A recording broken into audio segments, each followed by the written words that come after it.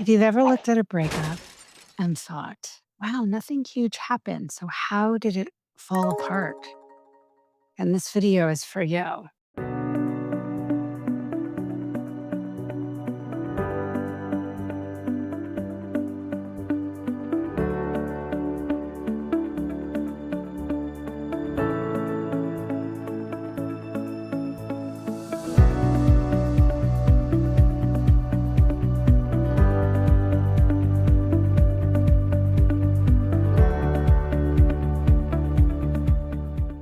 A lot of relationships actually don't end in dramatic flare ups or obvious betrayals.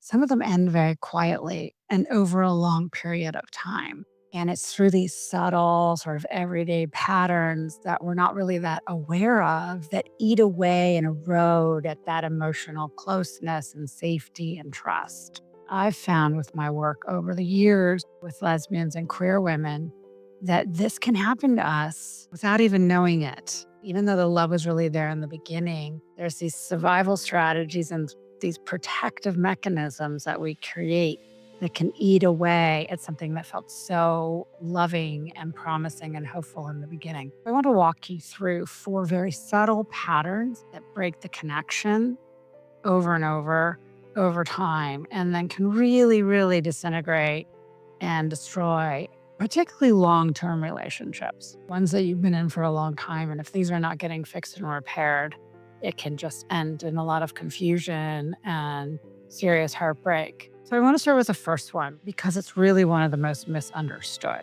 It's passive aggressiveness. It's not loud. It's actually very quiet. It's not slamming doors. It's not screaming at each other. It's, no, I'm fine. Everything's fine. When clearly things are not fine. So in queer women's relationships, this can develop because so many of us were not taught how to express our anger in a safe way. This can lead to feelings of rejection and distance because we're not directly confronting the problems in the relationship and the differences. We're all going to be different. Once a honeymoon period's over, conflict will most likely arise. It's a much more subtle way of expressing resentment instead of actually directly dealing with a conflict.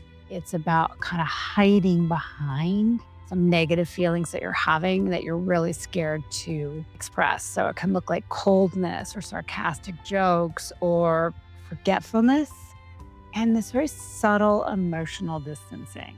So what really does help first is naming the discomfort to yourself, really being honest with yourself, and then learning how to say it honestly and carefully to your partner. Something feels off between us. Can we find some time to talk about it? And then really using I statements when you decide to talk about it and when you make that time.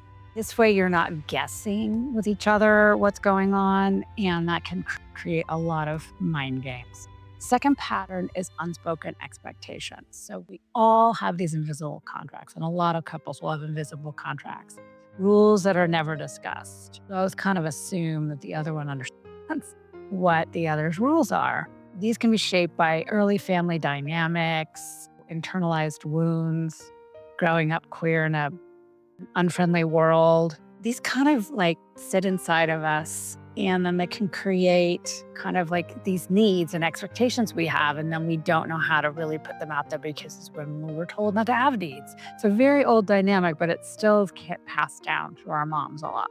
We want them to follow these rules and we're following these rules, but we're not really expressing them and vice versa. And then we're getting, again, some resentments can start to happen and some anger. And one of it can be like expecting emotional labor without discussing it, expecting your partner to process their emotions the exact same way that you do, expecting them to repair first. So healthy relationships work best when expectations move from being assumed to agreed upon and discussed and expressed. So maybe something like, can we talk about what I sort of expect from how we keep the house, finding ways to be able to really talk about this. So this alone can start shifting the problems or any issues in the relationship.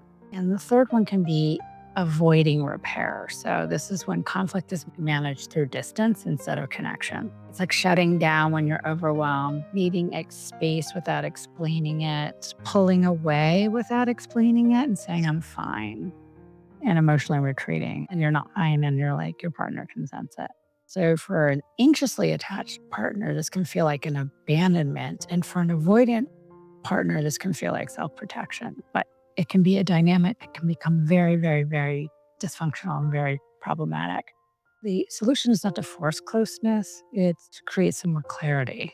I want to stay connected, but I just need some alone time. And it's not about you. And it's not about us. It's nothing, but then I'll come back, I promise. Or I love you so much, but I need some alone time. And I promise it's not because I'm mad at you. These are really, really good for avoidant style and introverted style partners who would tend to kind of just do this without maybe explaining. That can help anyone that feels anxious or abandoned to not think that something's wrong or that there's a problem or they're in danger. And then you don't even have to deal with the repair later because you're expressing the needs up front. And because we're all wired so differently and we have different needs, we have different expectations, and we have different ways of self-regulating. And so it's really important that we don't do that. We do it with communication. So the last one is microaggressions, which is these are like tiny little peeper cuts all day long. And they can be really unconscious, but they lead to a lot of disconnection over time.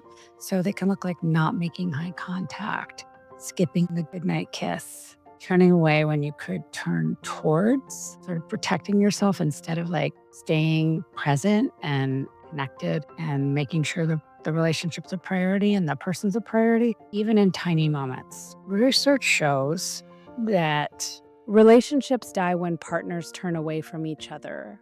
So micro-withdrawals and these microaggressions can become habitual, and they can happen when you're unhappy and you're not expressing these things, and then you're starting to do these protective mechanisms. And all it takes is like working on the other patterns that we just discussed. Start turning toward, even if it's just for 10 seconds, just taking that time to turn toward. Over time, that's going to really build some emotional safety and connection, and can really change what a pattern that could be really pushing you to really far away from each other. So, and in this sense, you're actually co-regulating, and it doesn't even take that much time, right? It's just like a few things here or there that you're really co-regulating with each other. So I have a lot of different courses on my website, and I have one that's if you're in a breakup, that's called Healing Heartbreak. And it's a 5-module short course that helps you heal faster. Also, if you stumbled onto this and it's resonating for you, please like this video and subscribe to my channel. I'm going to be making more videos, several a month. I'm really excited to get started on that. There's a lot more information about everything about what I do below. All right, till next time.